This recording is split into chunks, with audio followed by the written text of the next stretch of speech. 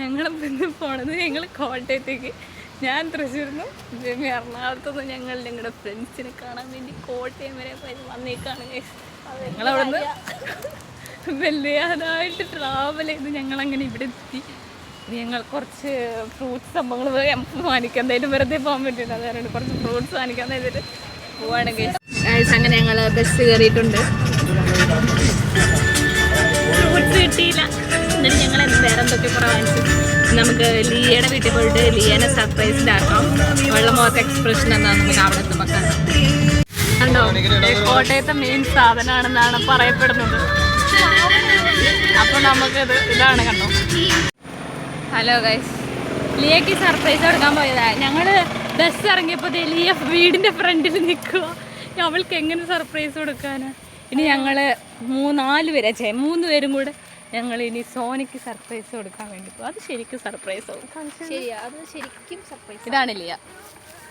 ഉണ്ടല്ലേ? അങ്ങനെ ഞാൻ വീണ്ടും ഫെയിലായിട്ടുണ്ട്. ഞാൻ വീണ്ടും അടുത്ത ആളെ കണ്ടുമുട്ടി, സോന.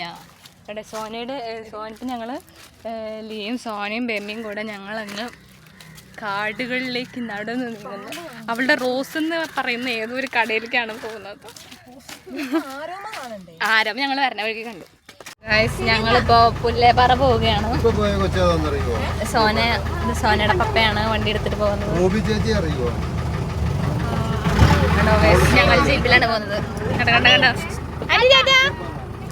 ഞങ്ങൾ പുല്ലേപ്പാറ ജീപ്പിൽ പോവുകയാണ്. അപ്പോൾ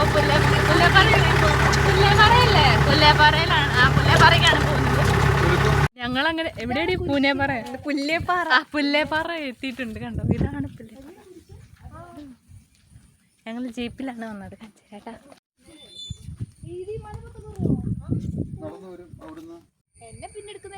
കണ്ടോ ഗൈസ്, ദിസ് ഈസ് ദ പുല്ലേപ്പാറ. തിരിച്ചു പോവുകയാണ്. ഈ സുന്ദരമായിട്ടുള്ള ഈ സ്ഥലത്ത് നിന്ന് ഞങ്ങൾ തിരിച്ചു പോകുന്നുണ്ട്.